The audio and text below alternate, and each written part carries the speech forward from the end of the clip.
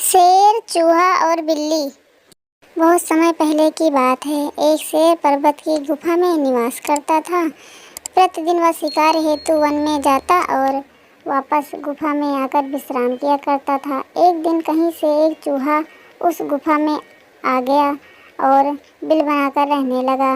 जब भी सिंह विश्राम कर रहा होता, चूहा बिल से निकलता और सिंह के केसों को कुतर जाता। जगने के उपरांत सिंह की जब अपने कुतरे हुए केसों पर दृष्टि जाती तो वह क्रोध से आग बबूला हो जाता। बलशाली होने के बावजूद भी उसका छोटे से जीव पर बस नहीं था। जब भी वह उसे पकड़ने का प्रयास करता, वह बिल में घुस जाता और सिंह क्रोधवश दांत पीसता रह जाता। एक दिन सिंह ने सोचा कि इस छोटे से जीव पर अपनी ऊर्जा व्यर्थ करने का कोई फायदा नहीं।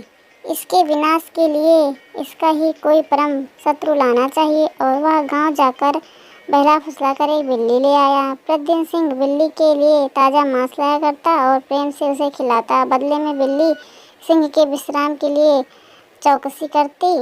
बिल्ली की उपस्थिति में चूहा डर के मारे बिल में घुसा रहता। सिंह अब निश्चिंत होकर सोने लगा। बिल्ली रोज ताज़ा मांस प्राप्त कर हष्ट-पुष्ट होने लगी। इधर चूहा बिल में घुसा घुसा कमजोर हो चला था। सिंह के केस उसका आहार था। आखिर कब तक वह भूखे प्यासे बिल में पड़ा रहता। एक दिन व्याकुल होकर वह अपने बिल से निकल ही गया। सिंह उस समय विश्राम कर रहा था और बिल्ली पास ही बैठकर मांस खा रही थी।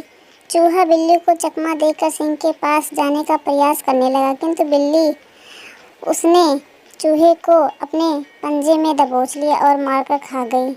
बिल्ली प्रसन्न थी कि उसने अपने स्वामी की चिंता का सदा के लिए अंत कर दिया। उसे विश्वास था कि प्रसन्न होकर सिंह अवश्य उसे स्वादिष्ट मांस लाकर देगा। सिंह के जगने पर बिल्ली ने उसे चूहे को मार डालने की बात बता दी।